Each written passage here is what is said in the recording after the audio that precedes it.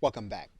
We're now going to pick it up inside of the writing screen, and inside of the text editor you have all of the same editing features that you would have in any other word processing document.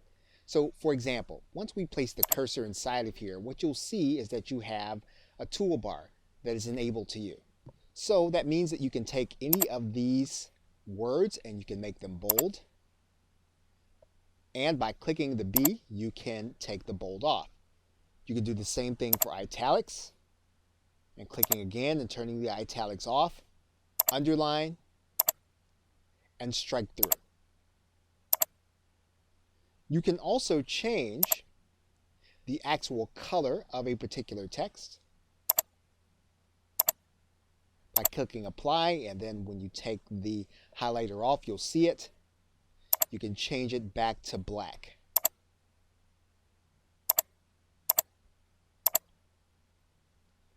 You can actually highlight a background. So for example, we could take this text and we can actually put a yellow background there. And you'll see that there is a background. We can take that background right back off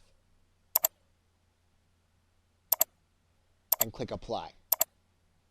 So you have all of the same text features that you would have inside of any word processing document.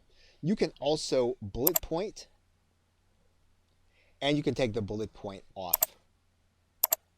Now you'll notice that didn't go back exactly the way you wanted it to, so you may have to do some editing. So you want to make sure that you can work with all of the features inside of your word processing to make your document look the way you want. And again, remember that all you'll need to do is to click the preview and test button to take a look at how it's actually going to appear to your client. Now, Aweber will allow you some drag and drop features inside of your newsletter. So what you could do is you can use any of the features that you see on the left-hand side menu by dragging and dropping. So for example, we can drag and drop a headline in here. And we can write that headline in. And we can take that box right back out. Now, one thing that you may be doing is you may be adding an image, and you can actually do that by writing in and dragging and dropping the image inside of the editor.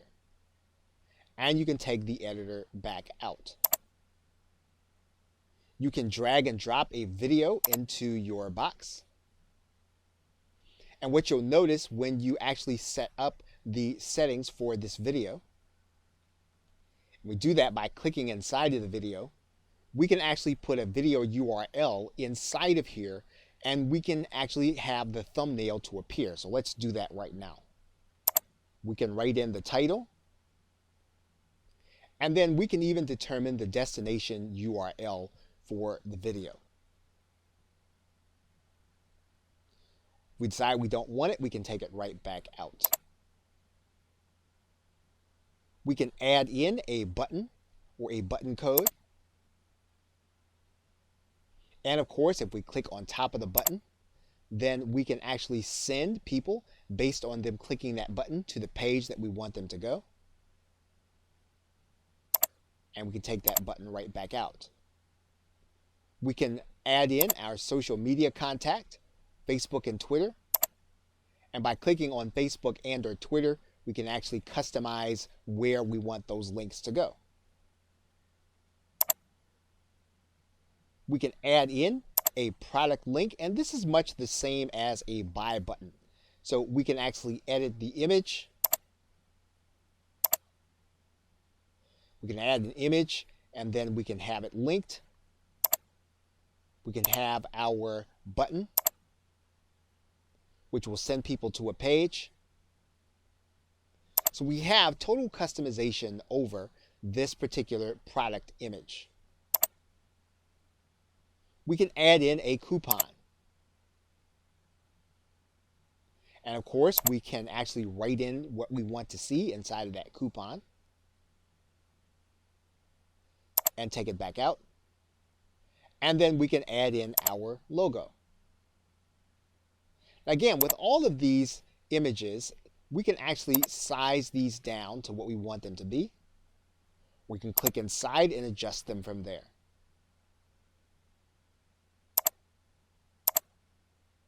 Of course, we can add in our signature. In this case, we would add that here at the bottom.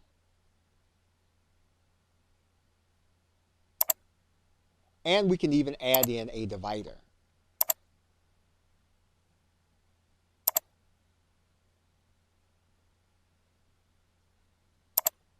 Lastly, we can add in share buttons. We can do that, put that at the bottom of our email. And this will give people the opportunity to share the content on their social media.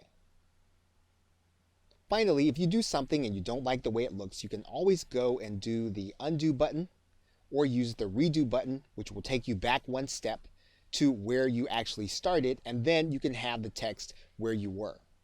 And of course, Aweber is auto-saving your information as you go. You can always go back to a previous version at a particular time. But the best way to do that, if you can, is to use the undo and or redo buttons. Okay, so with that, thanks, and I will see you in another video.